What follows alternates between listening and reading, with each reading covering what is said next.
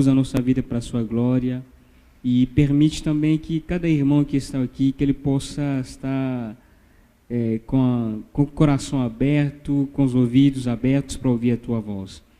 Espírito Santo, nos instrua nessa noite. Venha, Senhor, nos inundar com tua graça e que possamos sair daqui convicto que Deus fala no nosso coração. Oramos assim em nome de Jesus. Amém. Amém? Amém, gente? Amém. Eu agradeço o pastor Antônio pela oportunidade. Estamos aqui para a gente ministrar mais uma vez. Meu nome é Tresor. Tresor. Eu vim com a minha esposa, que está aí, Ana Carolina. E o pastor me falou para ministrar sobre o reino de Deus. Venha sobre nós teu reino. E eu estava meditando durante a semana toda, só que, sabe aquela coisa, você está concentrando para esperar Deus falar alguma coisa, me orientar, e eu não consegui. Mas só que de ontem para hoje, Deus já começou a ministrar meu coração, e isso eu queria compartilhar com os irmãos. Eu quero falar de algo, eu dei o tema, o peso da presença de Deus. O que isso tem a ver com o reino de Deus? A gente vai ver isso no decorrer do tempo que a gente tem aqui para ministrar. Mas antes disso, eu queria que você abrisse sua Bíblia em Lamentações de Jeremias, capítulo 1, versículo 11. Glória a Deus pela chuva, né? Estava muito calor. Deus é muito bom.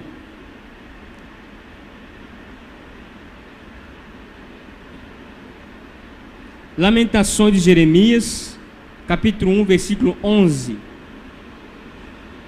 A Bíblia fala assim: toda a sua população caminha gemendo e se lamentando, enquanto saí à procura de alimento. Já entregou todos os seus bens e tesouros em troca de mantimento, a fim de que tenha força para sobreviver. Contemplai, pois, o Senhor, a minha situação, enquanto eu estou desamparado. Amém? Gente, Jeremias era um dos profetas que Deus usou para alertar a situação de Israel. Deus levantou vários profetas, entre eles Jeremias, que alertava o povo sobre a sua desobediência, sobre o que poderia vir a acontecer, as consequências que viriam por causa de uma desobediência do povo, da idolatria e tantas outras coisas. Só que nesse texto agora, o povo já estava passando essa consequência da desobediência dele, o povo foi levado em Babilônia. E a cidade de Jerusalém ficou totalmente deserta. Eu queria só trazer à sua memória a cidade de Jerusalém, depois que Salomão tem erguido o templo, era uma cidade que eu posso falar de grande esplendor, vamos dizer assim. Era uma cidade onde todas as pessoas queriam ir naquela cidade. Não apenas hoje todo mundo quer ir para Jerusalém, para Israel, mas naquela época, por causa da glória que existia naquele templo, por causa daquela esplendor que aquele templo tinha, era uma honra para quem morava naquela cidade, mas era ao mesmo tempo uma inveja para quem não era daquela cidade. E muitas pessoas viajavam para lá para ouvir, para ver como que era o templo de Salomão. Só que depois que Deus tenha sentenciado aquela cidade virou um caos completamente. O templo foi destruído, roubou todas as coisas. O rei da Babilônia, Nabucodonosor, levou tudo daquele templo e ficou completamente sem brilho. Uma cidade que outra hora era importante, mas ela se encontra numa situação sem brilho, sem nada de expressão que as pessoas podem almejar ver a cidade. Então, tudo isso era uma coisa que Deus já falava antes. Eu aumentei a voz porque a chuva estava aumentando, agora eu vou abaixar a minha voz. Tudo isso era porque Deus estava alertando aquela cidade, e o povo fazia o contrário e acabou perdendo todo aquele prestígio que a cidade tinha. As consequências, uma das consequências, Jeremias traz isso, fala o seguinte, que o povo começou a vender, começou a trocar os bens, os tesouros que ele tinha por causa de mantimento, para sobreviver. Vocês vão concordar comigo que se uma pessoa tem alguma coisa de prestígio tão importante, ele troca isso para ter alguma coisa de comer, é porque o negócio está feio mesmo. A gente pode ter alguma... Eu imagino, vamos supor, eu tenho um relógio importantíssimo. Quando eu falo importantíssimo, ele pode ter um valor econômico muito alto, ou às vezes não ter tanto valor econômico, mas ele tem um valor emocional, por exemplo.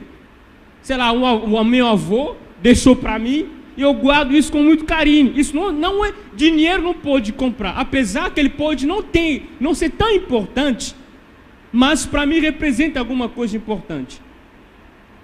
E o povo trocava aqueles bens, os tesouros, para ter alguma coisa a comer, para a gente ver a gravidade, que a situação que a cidade de Jerusalém se encontrava.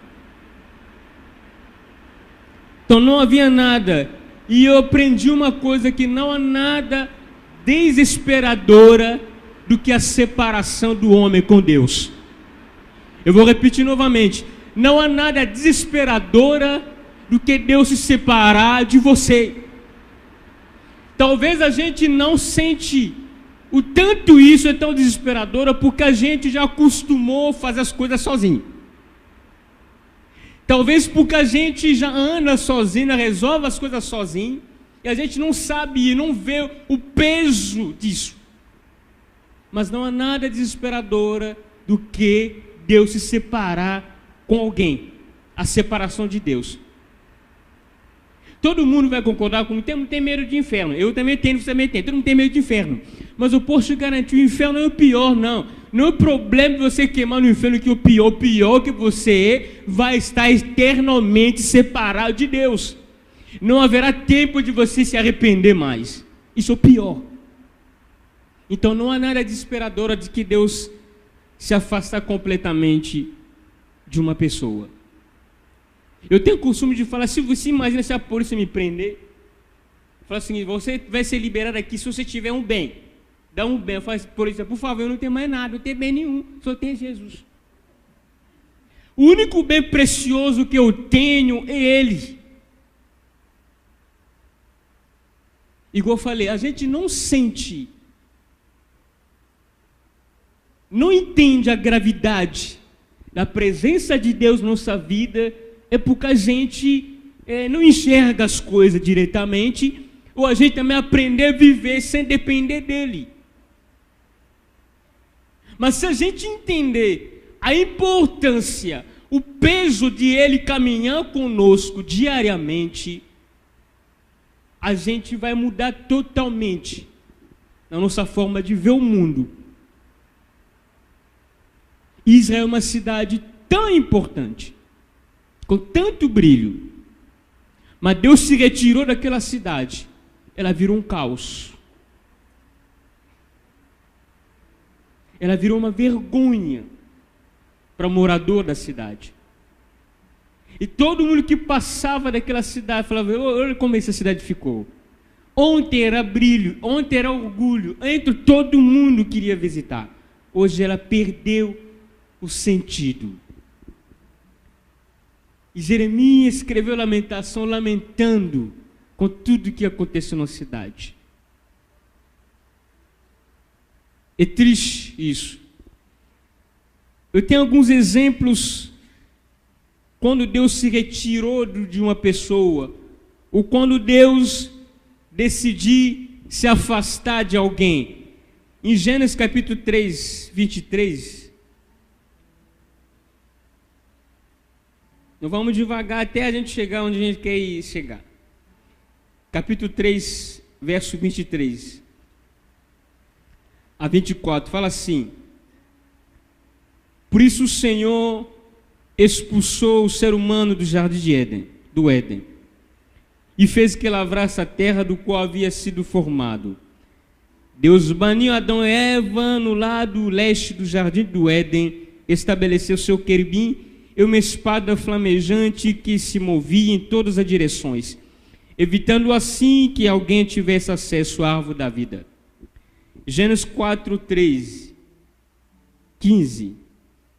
4, 13 a 15, fala o seguinte: apelou Caim o Senhor, meu castigo é maior do que eu posso suportar. Vê hoje que te expulsaste dessa terra, eu terei de me esconder da tua face. Serei um fugitivo, errante pelo mundo, e qualquer que me encontrar me matará.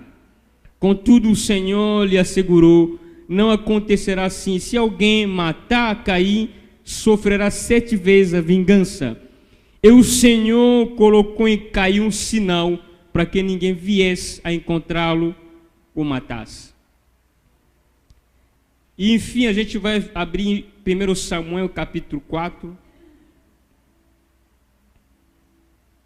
1 Samuel capítulo 4. Verso 18.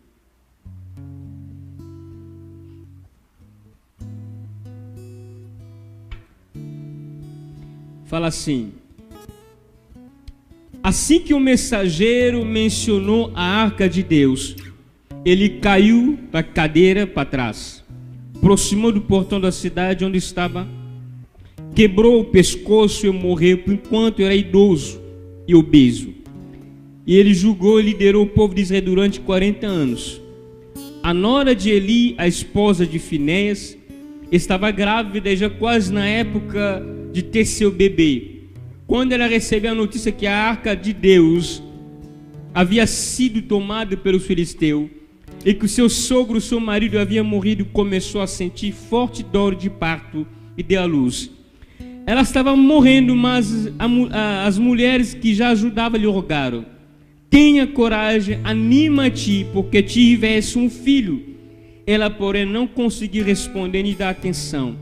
Ela deu ao menino o nome de Cabode, querendo dizer, foi-se a glória de Israel, aludindo ao fato da arca de Deus ter sido tomado e por causa da morte de seu sogro e de seu marido.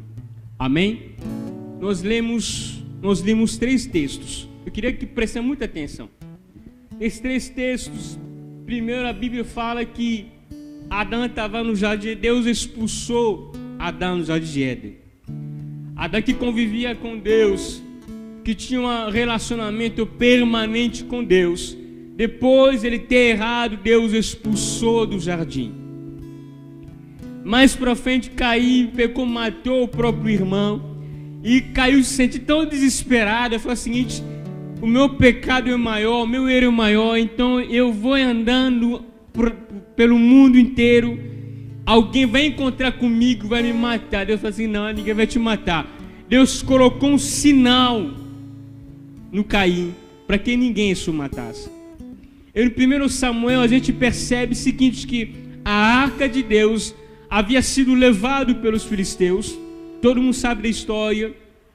Depois que os filhos de Eli, o sacerdote, andavam de uma forma tão desalinhada com a vontade de Deus, e Deus deixou que os filisteus viessem guerrear com o povo. No final, eles levaram a arca de Deus.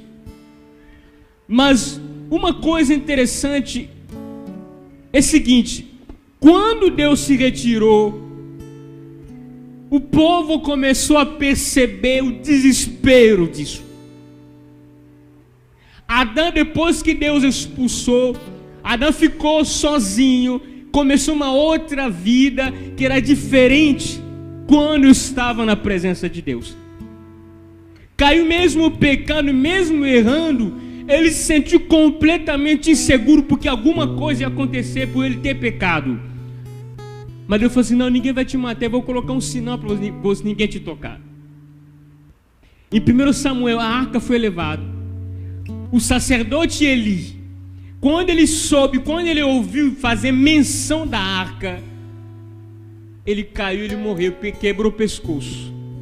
E a nora dele, ele estava prestes a dar filho, mas não estava nem dando, fazendo caso do filho que ia nascer, porque a arca tinha sido levada embora. A arca, que significava a morada de Deus, a presença de Deus. Ou seja, quando foi, não havia menor sentido da vida, não havia menor sentido para eu continuar a viver, porque o que fazia Israel ser Israel foi levado embora. O que fazia nosso orgulho, o que fazia nossa alegria, o que fazia o temor do povo para com Israel, já havia sido levado embora. Por isso não havia mais motivo para viver. Ele morreu porque falou assim: para que eu vou continuar a viver se Deus não está mais no nosso meio? Por isso eu falei, não há nada desesperadora do que a separação com Deus.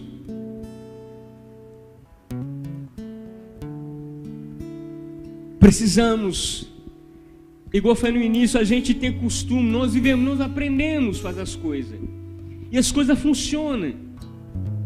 A gente acorda de manhã, programamos as coisas, fazemos tudo certinho, a gente programa a viagem, a gente vai, e às vezes a gente não preocupa nem perguntar: Deus, é para ir em Cabo Frio ou para o Espírito Santo?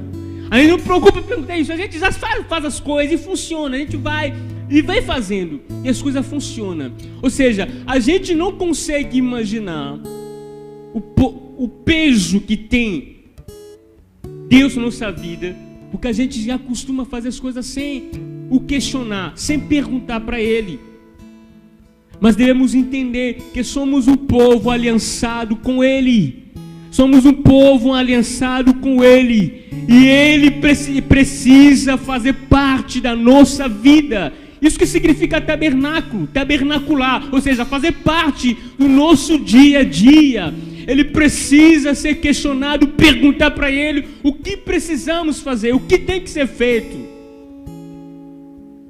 Mas a gente às vezes não tem tido isso. A gente leva a nossa vida como se alguém como a gente não conhecia, ou como a gente não conhece.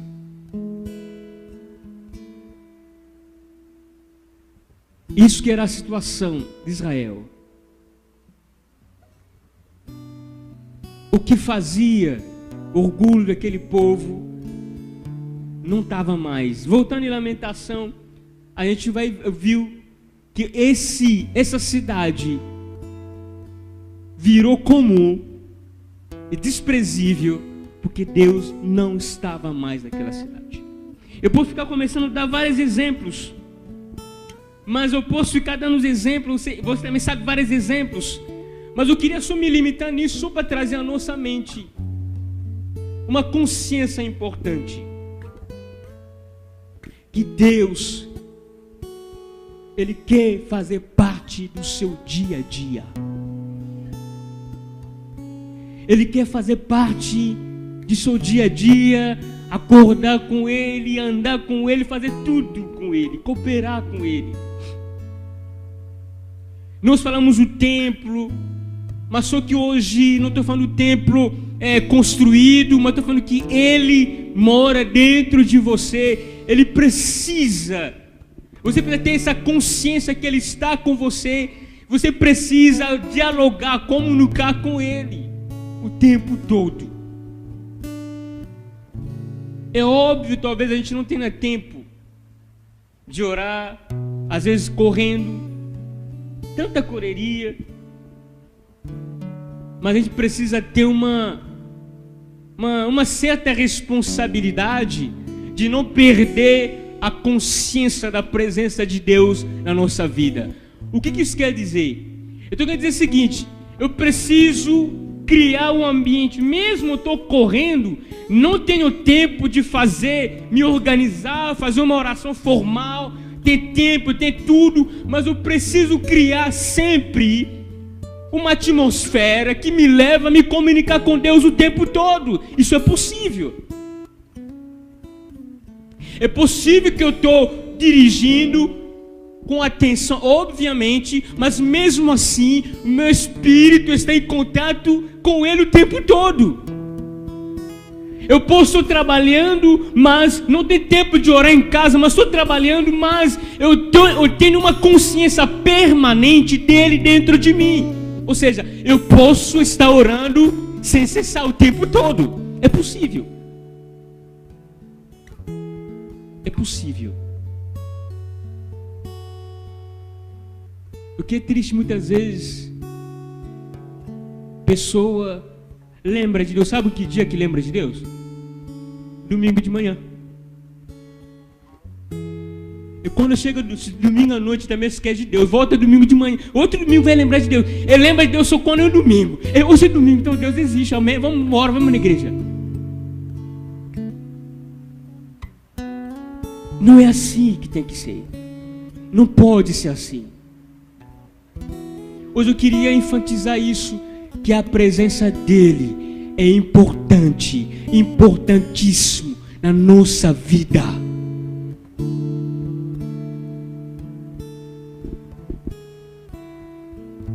Amém? A segunda coisa eu queria falar, quando eu estava lá embaixo orando, Deus trouxe isso muito forte no meu coração, compartilhando com os irmãos. É aceitável. É aceitável você perder alguma coisa. É aceitável você até morrer. Mas é inaceitável você viver sem Deus. É aceitável que eu perco as coisas. É aceitável que até eu venha morrer. É aceitável que eu venha ficar doente. É aceitável que isso pode acontecer. E pode acontecer. Trezor, como que está falando em aceitável? Em Deuteronômio capítulo 34, 5 a 6. Deuteronômio 34, 5 a 6. Se você ler, você vai ver que Moisés, ele não entrou na terra prometida, mas Moisés foi sepultado por Deus. Talvez você não entendeu. Eu posso descer aqui embaixo?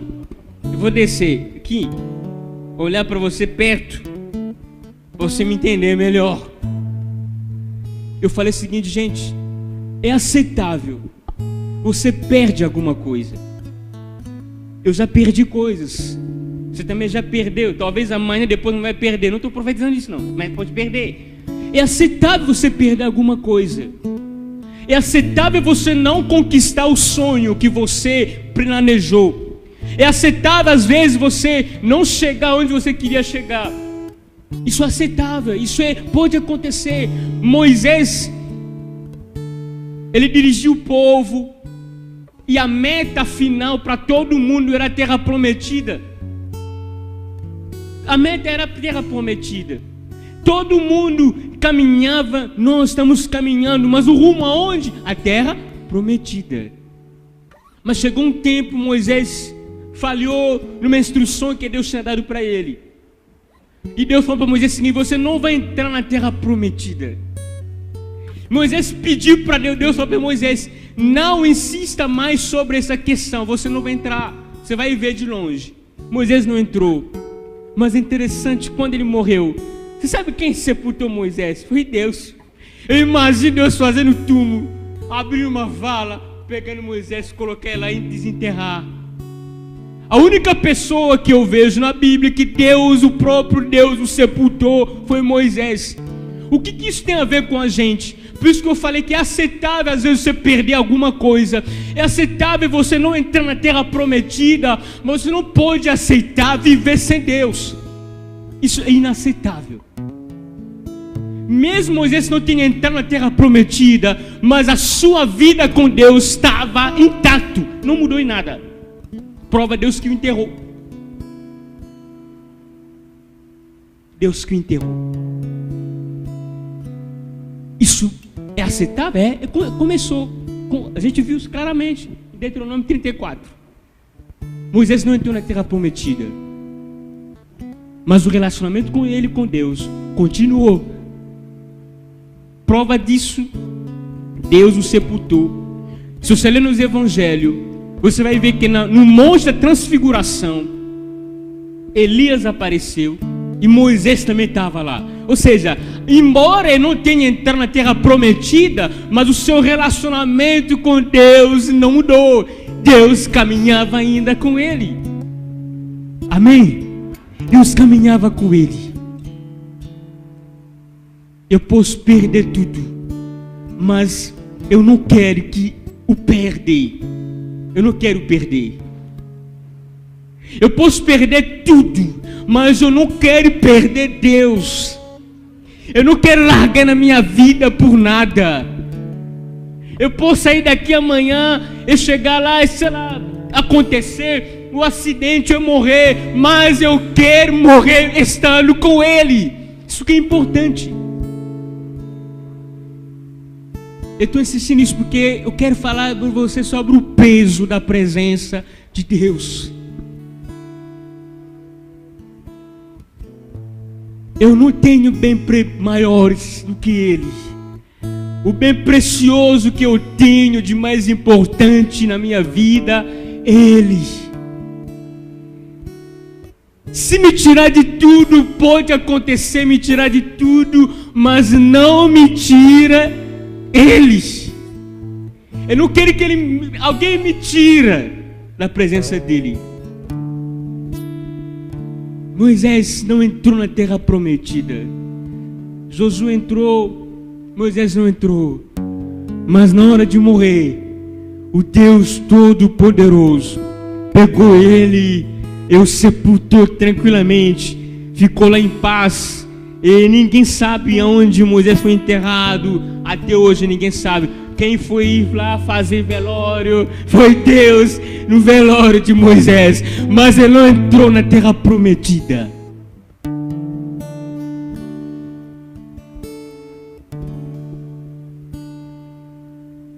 É aceitável. Talvez eu não conquistar o sonho que eu tanto desejo. É aceitável às vezes perder amigos. É aceitável estar prostrado às vezes. Mas mesmo estando prostrado, eu sei que Ele está aqui comigo. Eu sei que Ele está aqui, eu posso recorrer a Ele o tempo todo. Mesmo a minha tristeza, pode abater o meu coração, mas eu sei que Ele está comigo. Porque tem situações que são inerentes a seres humanos, limitadas como o nosso. É aceitável sofrer a traição, mas não é aceitável você abrir mão de Deus que criou o céu e a terra. É aceitável? Não é aceitável. Eu não sei como está a sua vida com Deus. Eu não sei qual a decepção que você tem, ou teve, está tendo, não sei. Eu não sei o abandono que você está sofrendo. Eu não sei que situação que você se encontra hoje. Mas eu te garanto, tudo isso são aceitáveis. Mas o que não é aceitável, a sua vida com Deus começar a declinar, começar a cair, começar a ir para baixo, começar a perder o brilho. Ou seja, isso não pode acontecer. Você não pode aceitar isso. Pegue tudo de mim, mas deixa Ele comigo. Porque eu sei com Ele tudo pode recomeçar. Com Ele a esperança pode renascer. Com Ele tudo pode vir a ser levantado. Mas sem Ele nada vai acontecer. É aceitável ser abandonado. Eu já falei isso aqui, o meu pai biológico literalmente me abandonou. É aceitável o pai te abandonar.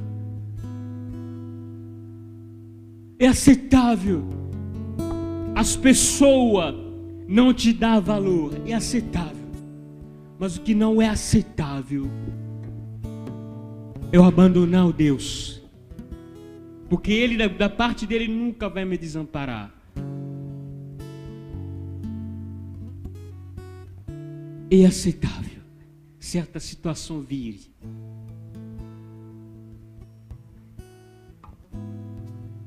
Moisés não entrou na terra prometida,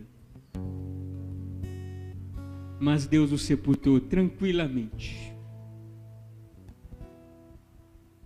Eu não sei se tem na Bíblia, se você tiver me fala, mas a única pessoa que a Bíblia deixa claro que Deus o sepultou foi Moisés.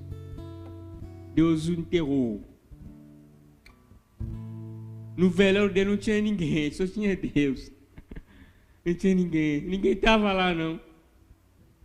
O povo que dava trabalho para ele, ninguém estava lá. Só Deus estava lá, falava, meu filho, você já morreu, deixa eu te enterrar. Deus enterrou Moisés com calma. Enterrou Moisés. Falei, você não vai entrar na terra prometida não, mas eu continuo com você. Até na hora de morrer eu estou com você. A terra prometida era o sonho de todo israelita, de todo judeu naquela época. Porque era a terra que mana leite e mel.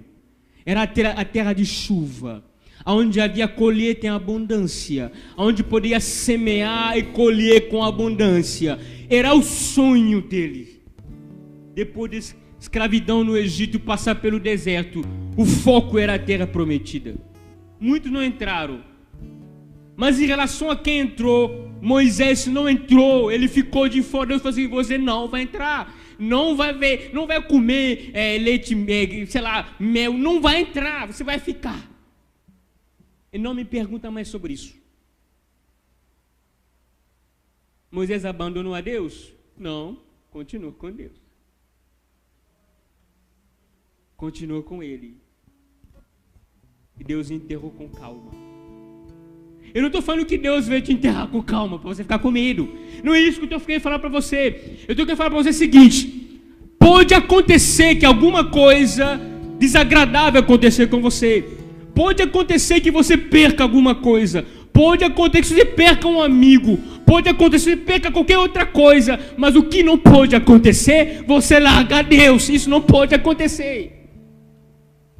Continua com Ele. O tempo todo. Amém? Amém, irmão?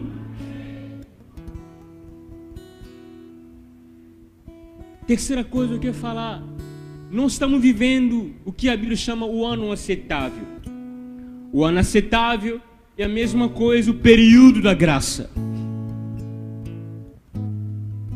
No ano aceitável, diferentemente na antiga aliança, temos liberdade de ter acesso a Deus a qualquer momento, de manhã, de tarde, de noite, a qualquer hora você pode ter acesso a Ele, pelo livre, pelo novo caminho que foi aberto pelo sangue de Jesus.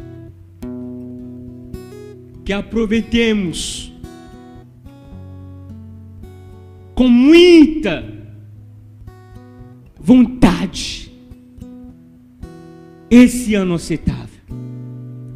Que aproveitemos com tanta vontade esse ano aceitável, período da graça que Ele nos ofereceu, de ter acesso a Ele o tempo todo.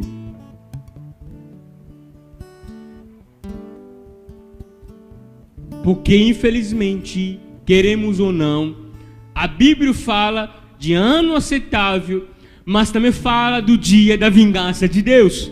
São duas coisas. O ano aceitável e o dia da vingança. Haverá um dia que não haverá mais esse período da graça, o ano aceitável. A gente não terá mais a mesma oportunidade que nós temos hoje. Que aproveitemos do ano aceitável, aonde nós podemos recorrer a Ele o tempo todo. E Ele está perto da gente, dentro da gente. E nós podemos viver com Ele o tempo todo. Ontem eu estava em Betim. Era um culto de homens. E eu fui ministrar lá na igreja de um amigo. E eu estava ministrando lá. E eu comecei a ministrar, falar sobre que cada homem ele precisava entender que ele tem um ministério. Talvez ele não seja pastor da igreja, sei lá, diácono, mas ele tem um ministério. É o ministério que ele tinha era a sua família. E eu estava até conversando com minha esposa, eu achei interessante, era coisa simples, para mim simples, mas eu percebi que muita gente ainda não sabia que tinha ministério. Eu não sabia que tinha ministério, porque eles acham que ministério é na igreja. Louvar, pregar. Eu falei, a sua família é o ministério que você tem. Então seja pastor da sua família. Seja sacerdote da sua família. Seja profeta da sua família. Você é ministro na sua família. Eu falei, você precisa trazer Deus na sua família. Criar hábito dele estar presente diariamente na sua casa. E desesperadora viver sem Deus. A quarta coisa que eu queria falar é a seguinte: é nítido você olhar o nosso mundo, a nossa cidade, é nítido ver que as coisas estão caminhando de mal a pior. Estou mentindo? Não, as coisas estão caminhando de mal a pior. Não eu que estou falando, eu estou profetizando a mesma coisa, quem está vendo que a situação está piorando. Mas eu posso te garantir uma coisa: as coisas ainda não entrou em colapso total, porque Deus está trabalhando ainda. É porque existe uma ação direta e indireta de Deus ainda. Porque eu posso falar com você com toda a convicção: o dia que Deus falar, não vou mais mexer no Brasil, você morre, eu também morro, só de susto. Porque o negócio vai sair do controle. Só de susto de ouvir, você morre. Se ninguém matar, você morre. A gente morre só de ouvir, não vou mais trabalhar, vai morrer, acabou, eu não morro, morto. As coisas ainda não saíram do controle, não perder totalmente o controle, o caos total ainda não se instalou no Brasil ou em qualquer lugar do mundo, é porque ainda Deus está trabalhando. Não há nada desesperadora do que a separação de Deus.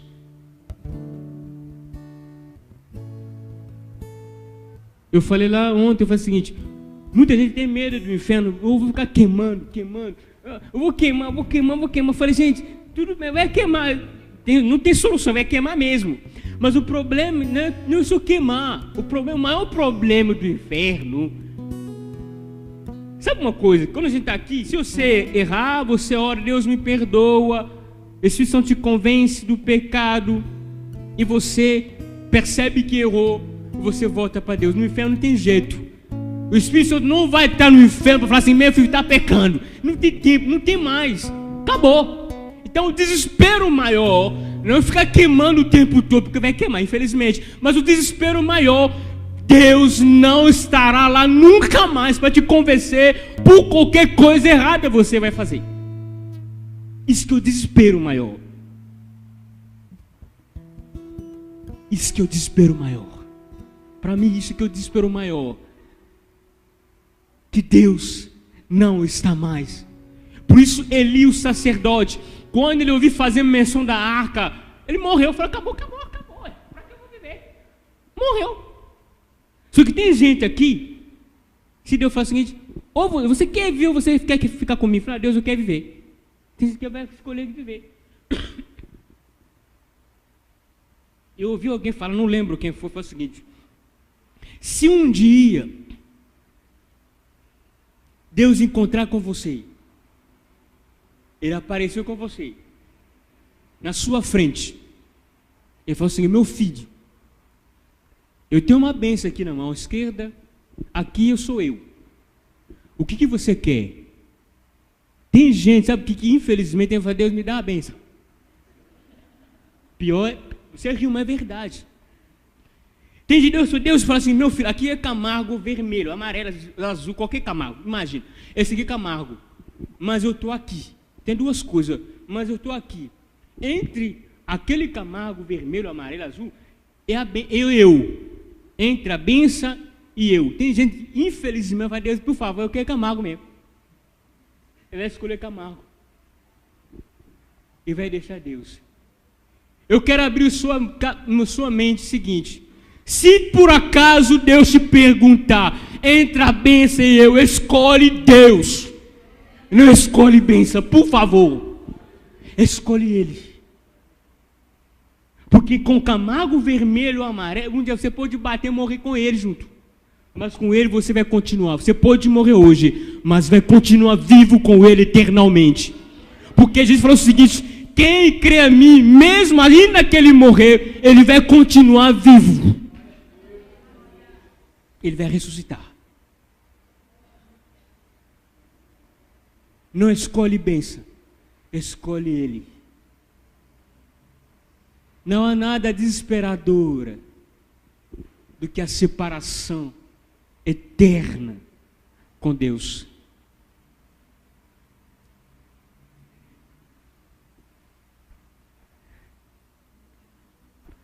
Não há nada desesperadora do que isso. Eu não sei como está a sua casa. Eu não sei como você está na sua família. Talvez palavra, oração na sua casa perder validade. Eu falei lá naquele negócio de reunião de homem, eu falei o seguinte: incrível, né? Quando eu falo na igreja, qualquer igreja, na minha, na sua, qualquer lugar, quando eu falo o seguinte: vai ter reunião de oração, se tem 100 membros na igreja, vai ter reunião de oração. Você vai perceber, vai ter, às vezes, 95% de mulher, e às vezes, nem 5% de homem. Às vezes, 0,5% de homem. Ah, vai ter evangelismo, você vai ver mulher. Vai ter, sei lá, mulher.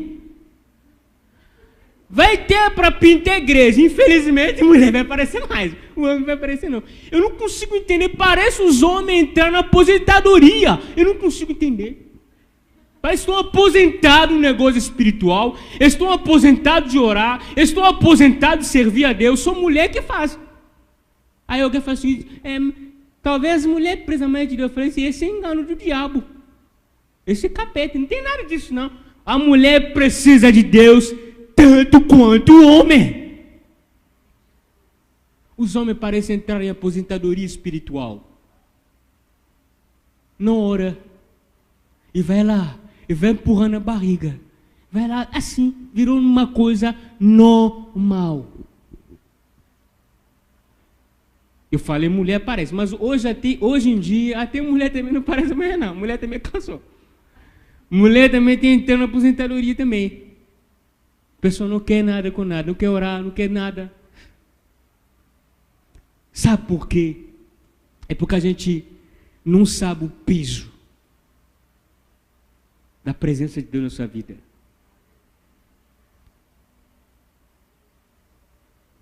Eu termino Mateus capítulo 5, versículo 3, para a gente encerrar a orar.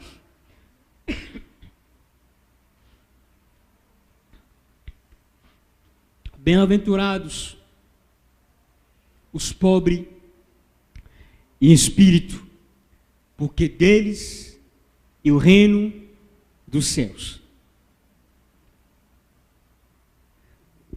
Se eu pudesse, só que eu não posso, eu não tenho poder para fazer isso, eu queria sentar com você e com o meu filho. Por favor, ore em sua casa. Busque Deus. Ah, pastor, mas eu não tenho tempo. Você não sabe como está a minha vida. Meu filho, você que não sabe o quanto você precisa de Deus. O reino dos céus, o reino de Deus, é apenas o domínio, a manifestação de Deus na nossa vida. E Ele toma controle da nossa vida.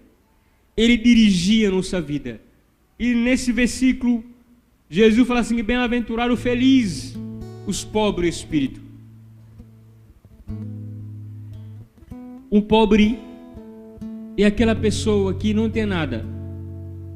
E infelizmente ele vai depender de ajuda externa de outras pessoas. Um pobre é aquela pessoa que a cada dia ele não tem uma expectativa, não tem uma visão futura, porque ele depende de comer hoje para pensar amanhã. Depende da ajuda de governo, ajuda de outro terceiro. Ele mesmo não consegue sobreviver sem essa ajuda.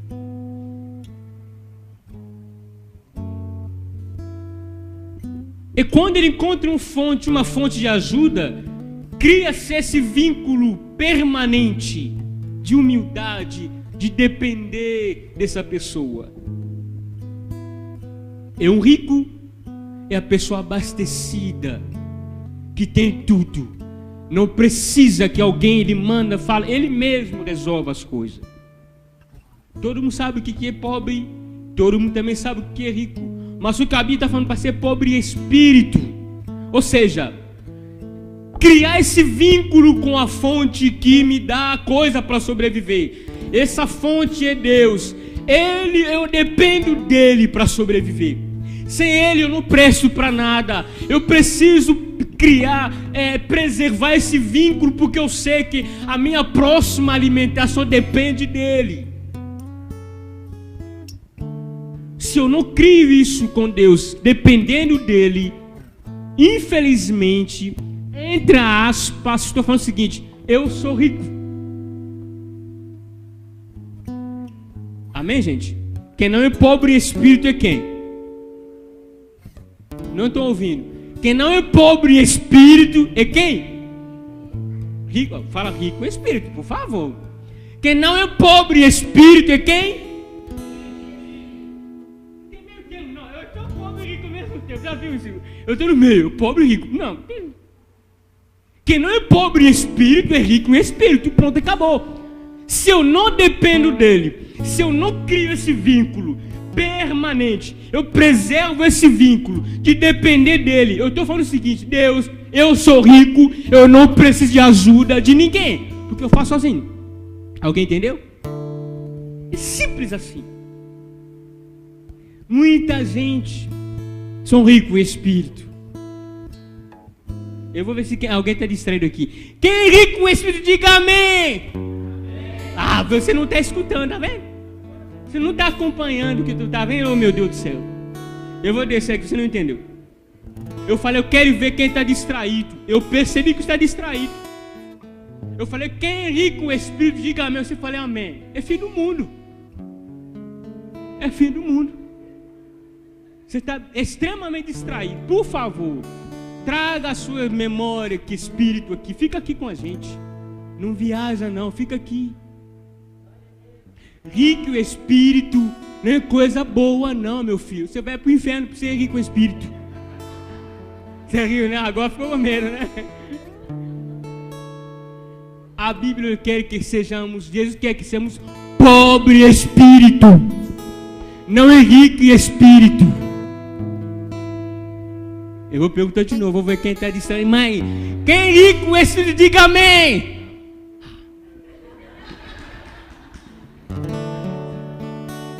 Mas infelizmente, gente, nas nossas igrejas, a pessoa dá glória a Deus, não está sabendo o que foi, não. Glória, glória, mas o que falou, não sei. A pessoa só dá glória sem saber do que se trata.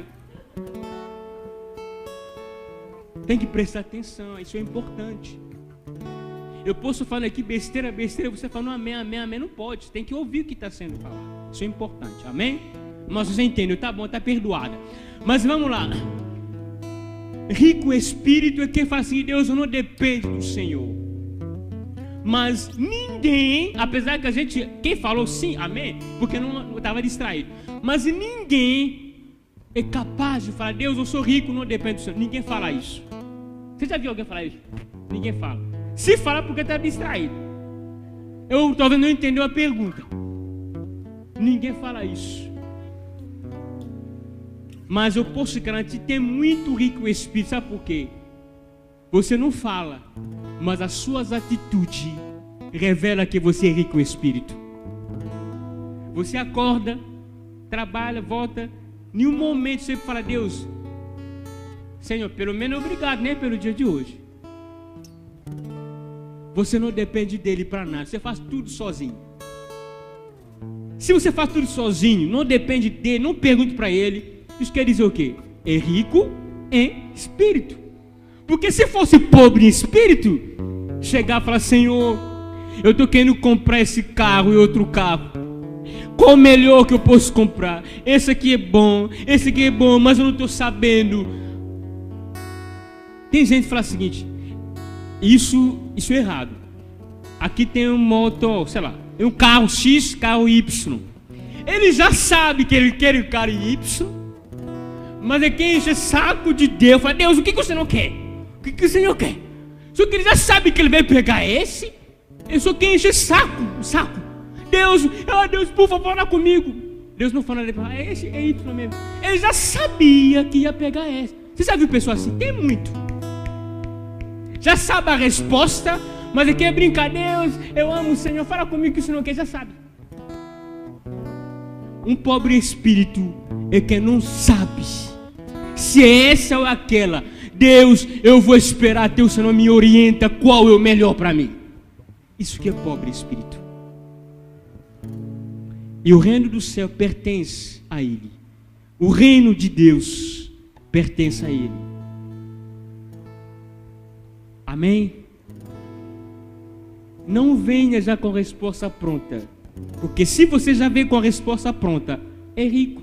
Porque já decidiu tudo. Mas se você vê mão vazia, Ele vai te orientar o que for melhor. Porque o melhor pode aparecer hoje melhor, mas amanhã não seja o melhor. Todo mundo sabe da história Abraão com Ló. Os pastores começaram a brigar por causa do espaço. E Abraão chamou Ló e falou assim: Ló, escolhe aqui, essa planície ou aqui. E a Bíblia fala assim: Ló escolheu uma planície bonitinha e foi embora. O lugar que Abraão ficou era um lugar que não se comparava com aquela planície. Mas aquela mesma planície virou Sodoma e Gomorra. E Deus acabou com aquela planície. E aonde já Abraão ficou, Deus o abençoou ali. O problema não é porque é legal ao ver. O problema é que você não sabe o que pode acontecer amanhã. Dependa de Deus. Preserva o vínculo com Ele. Não há nada desesperador do que andar sem Deus. Pode perder tudo. Pode perder amigo. Pode perder dinheiro. Pode entrar num negócio errado e tudo errado. Mas não viva sem Deus, por favor. Fique em pé para a gente orar em nome de Jesus.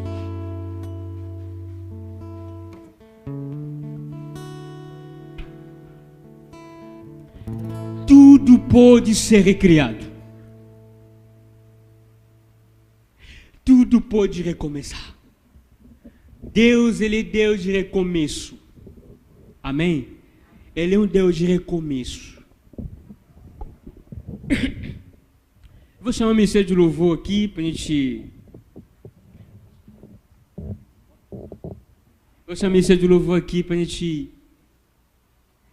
Se eu pudesse resumir tudo que eu falei hoje, vou falar: por favor, não deixe de andar sem Deus.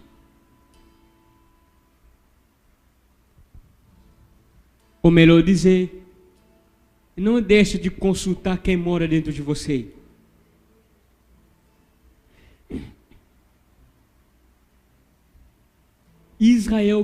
Jerusalém foi destruída, perdeu o brilho, por causa que Deus se retirou. Ele morreu, quebrou o pescoço, porque a arca tinha sido levada. Caí mesmo depois de matar o irmão. Falei: Deus, eu estou desesperado aqui. Alguém vai me pegar na esquina, vai me matar. Deus falou assim: não, vou colocar um sinal aqui. Ou seja, o Caí falou assim: Deus, eu vou morrer porque eu errei. Mas não, vou colocar um sinal aqui para ninguém não te tocar. Eu não sei como está a sua casa. Aliás, não sei nem como que você está.